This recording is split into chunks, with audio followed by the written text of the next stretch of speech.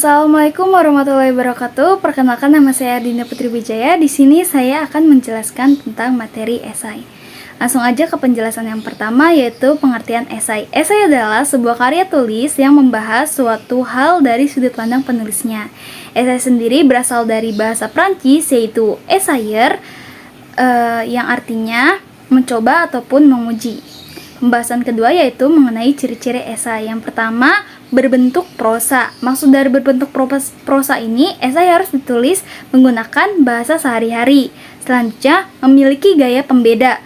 Nah, jadi esai itu pasti mempunyai penulisan gaya yang khas. Selanjutnya, selalu tidak utuh. Jadi si penulis esai itu selalu menulis esai secara tidak keseluruhan, secara tidak menyeluruh.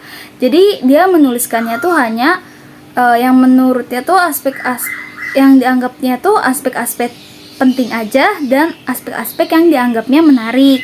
Selanjutnya, memenuhi keutuhan kriteria penulisan. Jadi esai itu harus ada ide, pendahuluan, dan kesimpulan. Selanjutnya, ditulis relatif singkat. Memang esai itu harus ditulis secara singkat dan padat. Selanjutnya, mempunyai ciri pribadi.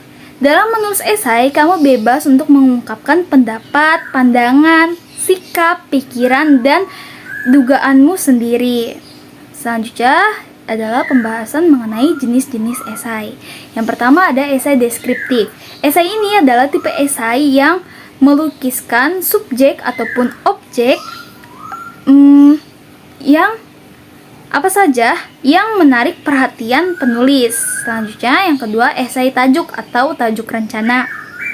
Biasanya sih esai ini tuh ada di surat kabar ataupun di majalah, dan biasanya juga berisi tentang opini ataupun pandangan terhadap suatu peristiwa yang sedang hangat dibicarakan.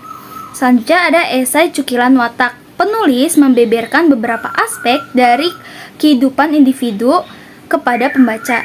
Selanjutnya, esai pribadi. Penulis biasanya menceritakan tentang kehidupan dan pandangannya sendiri. Selanjutnya ada esai reflektif. Esai ini adalah esai yang formal dan ditulisnya itu menggunakan nada yang serius. Selanjutnya ada esai kritik. Nah, esai kritik ini esai yang bersangkutan dengan karya seni. Jadi misalnya kayak lukisan, terus karya seni seperti lukisan, tarian, dan karya-karya seni yang lainnya. Selanjutnya ada struktur esai. Yang pertama ada pembuka.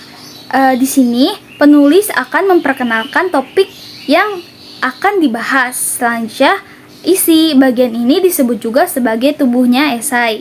Di sini penulis akan menuliskan kalimat pendukung esai serta argumen-argumennya. Selanjutnya yang terakhir adalah kesimpulan. Di bagian ini penulis menuliskan kembali esai dan subtopik yang telah dibahas dalam tubuh esai ataupun yang telah dibahas dalam isi esai. Selanjutnya ada kaidah kebahasaan esai. Yang pertama, baku. Jadi itu esai harus sesuai dengan KBBI dan PUEBI. Selanjutnya logis. Maksud dari logis ini tuh esai itu harus bisa diterima akal. Selanjutnya ringkas. Jadi esai itu ditulis tidak berlebihan ya. Yang keempat, runtun. Jadi esai itu harus ditulis secara urut sesuai dengan tingkatannya. Selanjutnya ada denotatif. Maksud dari denotatif adalah kata yang diungkapkan dengan kalimat pendek.